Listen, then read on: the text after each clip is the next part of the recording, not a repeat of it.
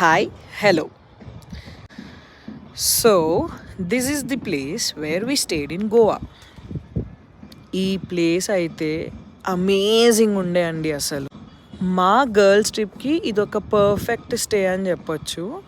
It was very close to nature, so beautiful, చాలా స్పేషియస్గా, చాలా కన్వీనియంట్గా ఉండే మాకు. ఇది మిడిల్ ఆఫ్ ది గోవాలో ఉందన్నమాట. So it was easy for us to travel to north Goa and south Goa. Of course మేము ఉన్న 4 days ఓన్లీ నార్త్ గోవానే ఎక్స్ప్లోర్ చేసాము. We had good time there. అవుట్డోర్లో ఒక స్విమ్మింగ్ పూల్ ఇచ్చేశారు. అండ్ లివింగ్ ఏరియాకి వచ్చేసరికి ఇట్ వాజ్ సో ఎస్థెటిక్ అండి.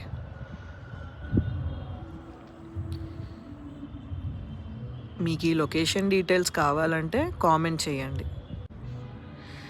లివింగ్ ఏరియా నుంచి ఇలా ఎంటర్ అవ్వగానే ఒక బుజ్జి కిచెన్, ఇంకా డైనింగ్ ఏరియా. ఆ వాక్వేకి కనెక్ట్ అవుతే 3 bedrooms.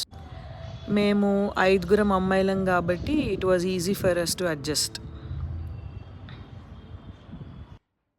విల్లాలో ఉన్న టైం తక్కువే అయినా we had good time here. ఎందుకంటే సగం సేపు బయటే ఉన్నామండి.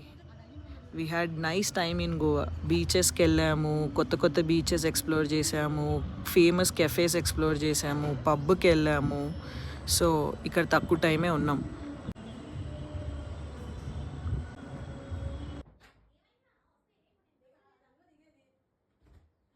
ఈ డోర్ ఓపెన్ చేస్తే మళ్ళీ ఆ స్విమ్మింగ్ పూల్కి కనెక్ట్ అవుతుంది. ఇది నేనున్న రూమ్.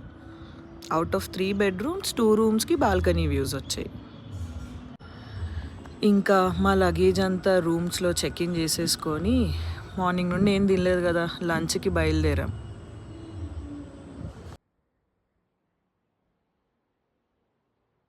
ఒక కార్ రెంటల్ సర్వీసెస్ వాళ్ళకి ఫోన్ చేసి మేమున్న 4 daysకి ఒక కార్ని కూడా రెంట్కి తీసేసుకున్నాము. అలా జరిగింది చెక్ ఇన్, ఎయిర్బిఎన్బి సంగతి.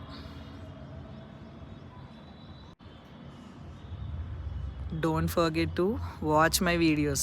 See you soon.